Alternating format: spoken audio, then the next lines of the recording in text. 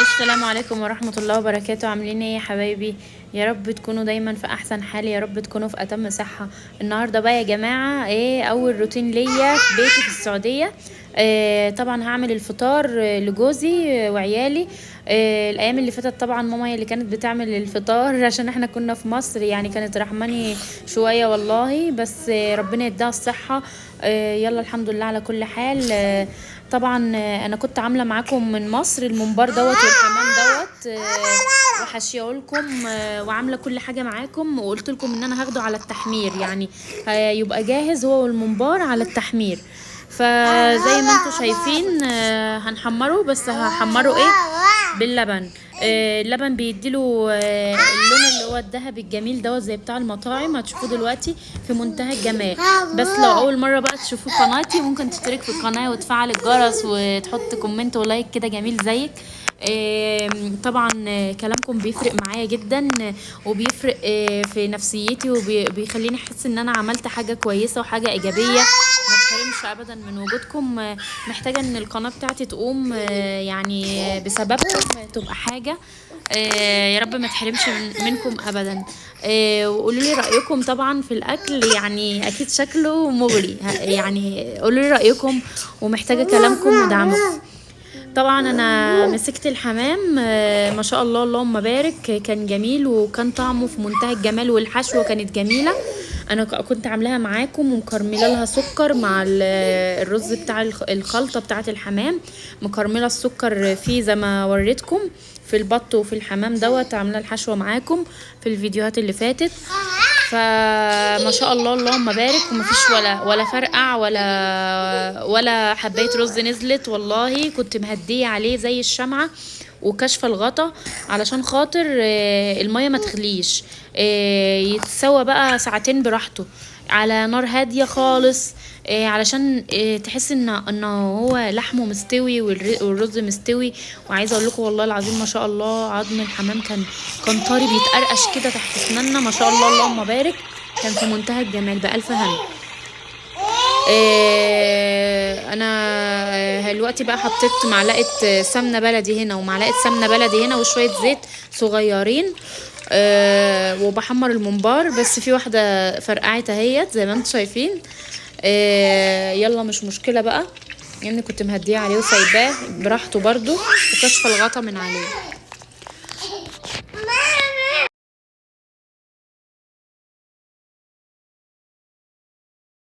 شايفين يا جماعة منظر الحمام؟ والله يشهي ما شاء الله بجد. حاجة كده مفتخرة، حاجة من الآخر. كان طعمه في منتهى الجمال وما شاء الله. طبعا بقى عملت كمان صينية جلاش عشان جوزي بيحب الجلاش هو وعيالي. عملت بقى صينية جلاش باللحمة المفرومة. قلت اشارككم بيها كده وانا بعملها، انا كنت عاملاها قبل كده معاكم، بس ايه حبيت ان الاكل يبقى كله ايه متكامل. عملت جلاش ولحمه طبعا جايباها معايا من مصر، لحمه بتاعت مصر بتبقى جميله، هي بتاعت هنا بتبقى حلوه، بس بتاعت مصر برضو جميله.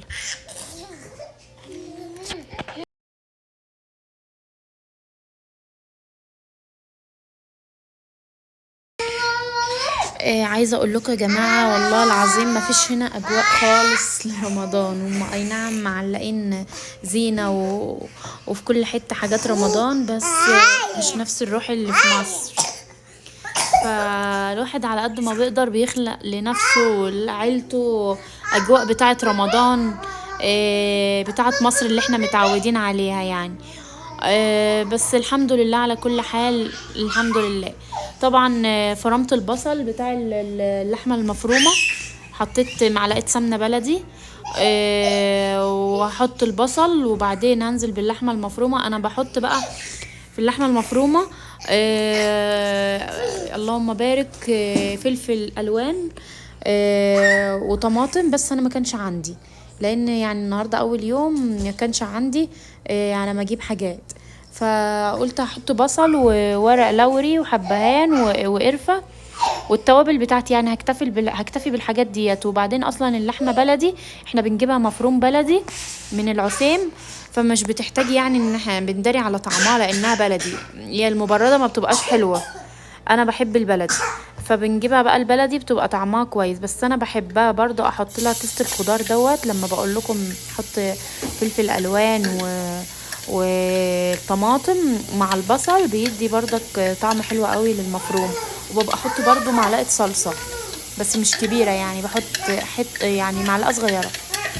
فزي ما انتوا شايفين نزلت بقى بالبصل وهديله تحميصه كده، وبعدين هنزل بقى باللحمه والحاجات المكونات اللي قلت لكم عليها.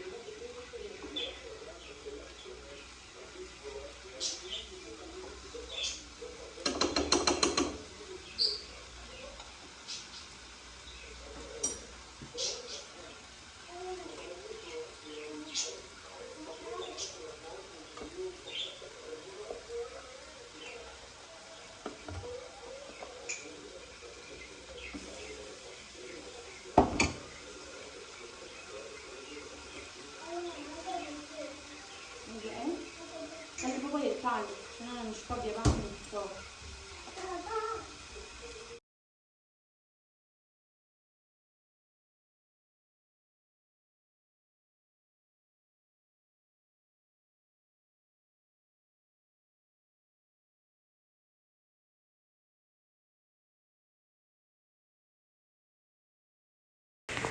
طبعا بقى يا جماعه جبنا لفه الجلاشه اهيت والصينيه بتاعتنا، يعني مش صينيه مش كبيره قوي ومش صغيره قوي. ف بجيب انا نوع السنبله بيبقى حلو معايا، بحبه قوي. طبعا بحط 4 ورقات تحت و4 ورقات فوق عشان ما يبقاش الجلاش تخين قوي. بيعض كده، يعني في ناس بتحبه تخين، يعني بحس انه بيعض معانا كده، بيقطم. انا عايزاه يبقى خفيف، اللي هو يبقى حاجه رقيقه كده. انا بحب احط 4 تحت و4 فوق، او ساعات 5 و5. طبعا جايبه معايا سمنه بلدي مسيحاها، وبدهن الصينيه من تحت بالفرشه بالسمنه البلدي. و... وبحط بقى ايه رقين، وبعدين ادهن تاني فوقيهم سمنه بلدي. بحط رقين وبعدين ادهن تاني سمنه بلدي و... وما بينهم كده، يعني عشان يبقى مورق، عشان يبقى مورق يا جماعه، ويبقى مقرمش. ما يبقاش تحس انه مكبوس في بعضه كده، يبقى مورق. ده تحطي بين الطبقات بالفرشة تدهني. فزي ما انتوا شايفين ان هو بحاول ان انا اعملها على قد الصينية واتني كده، والحتت اللي هتنيها احط عليها سمنة بلدي برضو.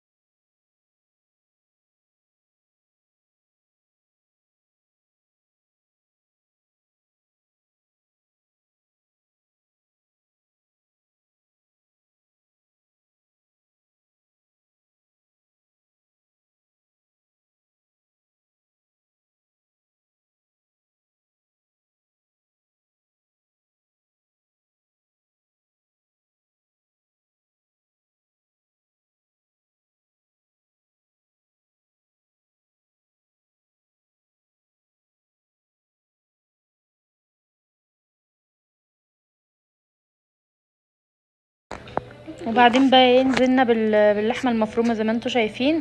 بس لو في قرفه بقوا خدوا بالكم، لو انتوا حاطينها عدان لازم تشيلوها الاول هي والورق اللوري. ف بقوا خدوا بالكم يعني. نزلت بكميه اللحمه دي 1/4 كيلو. نزلت بكميه اللحمه عليه، وبعدين هفرد تاني 4 ورقات جلاش، وهدهنهم بردك بالسمنه البلدي.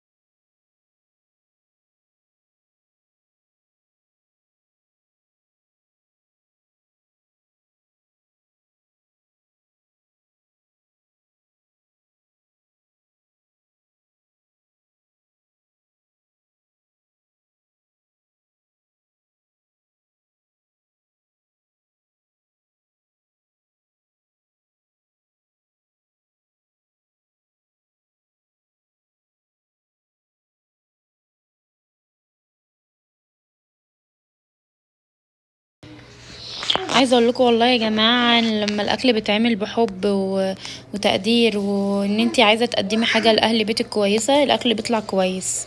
والله شوفوا احنا بنعمل الاكل واحنا صايمين وسبحان الله بيبقى مظبوط. يعني انت بتحطي بعينك كده من غير ما تدوقي ولا تعملي اي حاجه، بس عشان انت عاملاه بحب ان انت هتعمليه لحد بتحبيه هياكله. انت بتعملي لاهل بيتك وعيلتك حاجه بتحبيهم هياكلوها يعني. بجد والله. ربنا يكون في عون كل ام بتشقى وتتعب في المطبخ وعندها مسؤوليات، وربنا يقدر ويعينه يا رب، اللهم امين، ويعيننا ويعينكم يا رب. كل الستات المصرية وكل ستات العالم اللي بتتعب في بيتها، على دماغنا من فوق، ربنا يديها الصحة يا رب. طبعا انا بحاول ان انا اسلك الورق، بس بالراحة عشان ما يتقطعش منك. بحط ورقة بورقة، وبتني لجوه كده، علشان ما يبقاش شكله مش حلو، وكمان ما يكلكعش وانت بتقطعي. فبحاول ان انا احطه، يعني حطيت واحدة بالطول احط التانية فوقها بالعرض كده، مش كله في حذا واحد. حطي واحدة بالطول وواحدة بالعرض، عشان يبقى تحسي ان كل الصينية فيها جلاش. طبعا بدهن ما بين هو كل ورقتين بالسمنة البلدي، وتتأكدي ان في كل حتة متشبعة بالسمنة، يعني علشان خاطر يبقى مورق معاكي ويبقى حلو. الجلاش خفيف جدا يا جماعة والله، في رمضان وفي الصيام بيبقى جميل جدا مع الأكل، ما شاء الله.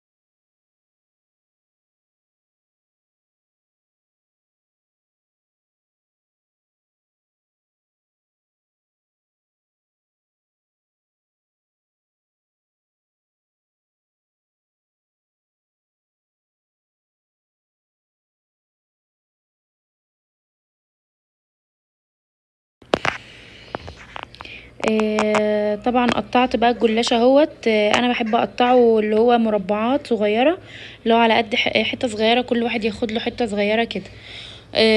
طبعا بشوح اللحمه زي ما انتوا عارفين ان انا بشوحها، بس ما كانش في عندي طماطم فشوحت ببصل بقى.